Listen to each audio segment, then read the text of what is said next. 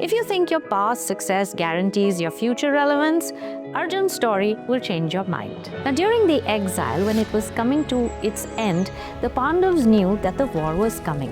It was inevitable, and Arjun realized that this war will not be like anything he has fought before. He also knew that his existing skills may not be enough. So, on Lord Krishna's advice, he voluntarily separates himself from his brothers. He travels alone to perform intense tapasya to upgrade his skills.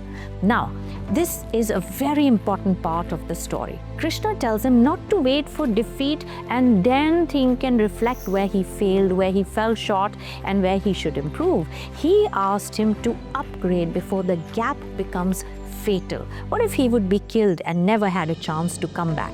So Arjun goes away to perform a penance in the forest. Now one day, a wild boar comes charging at him, and Arjun shoots him. At the same moment, another arrow strikes the same boar, and from the trees emerges a rugged hunter, a Kirata, a tribal hunter, the rough, earthy, unimpressed kind. He accuses Arjun, "You stole my kill." Now, Arjun was used to respect and reverence, and he's taken aback by his foul behavior. He explains that he shot it first, but the hunter mocks him, and the words turn sharp, and the ego rises, and now they both are fighting. Now, Arjun fights with his bow, his weapons, and his legendary skill, but nothing works. The Kirata is too quick, too perceptive. Every move is countered, every strike is neutralized, and Arjun is exhausted, he is wounded, and more than that, he's humiliated. Finally, in desperation, he gives up. He creates a clay image of Shiva and offers a garland in surrender. And when he looks up, the garland is actually on the hunter. The Kirata was Shivji all along. He revealed himself only after Arjun's ego collapses, and he says to him, "Now you are ready." Only then does he give Arjun the Pashupat Astra, a weapon so powerful it was capable of destroying creation itself if misused. It wasn't a physical weapon. It could be deployed verbally or mentally or even through the eyes. It was meant to be used only as a last resort against the enemy that threatened the cosmic order.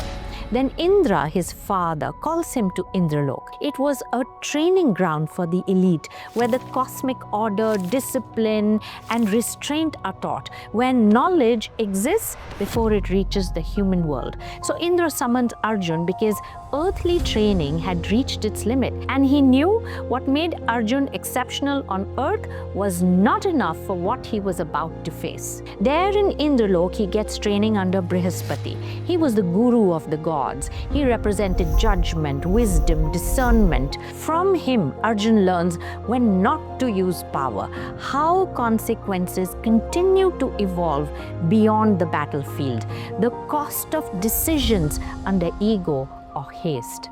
Then he gets training under Chitrasena and Gandharva. Gandharva teaches music, rhythm, movement, restraint, grace under pressure.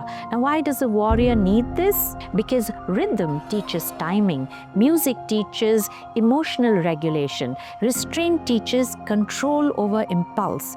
A warrior who cannot regulate himself is dangerous to others and to himself. And then he learns to use divine and celestial weapons like Brahmastra. It's a weapon of Brahma which causes massive destruction and alters the natural order. Arjun learns how to invoke and to withdraw it. And not everyone who uses Brahmastra knows how to neutralize it. He also learns how to invoke and use many other astras which could create storms and thunder and fire and so on.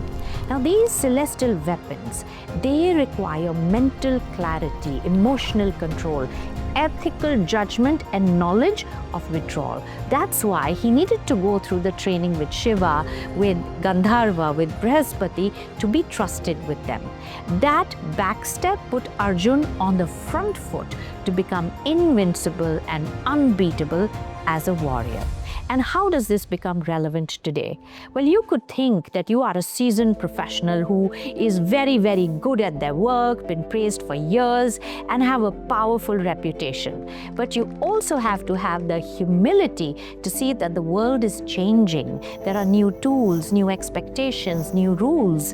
The Kirata moment today looks like a younger colleague questions you. A system you don't understand outperforms you. Your old expertise suddenly feels insufficient. And here's the test. Do you defend your past and your position, or do you surrender long enough to learn? Arjun chose surrender, not forever, just long enough to grow. Remember this, the world doesn't replace you when you pause to learn. It replaces you when you refuse to. Now, if this helped you think differently today, you can like the video and subscribe to my channel and stay in touch. I'll be back with some more stories. I'm rooting for you.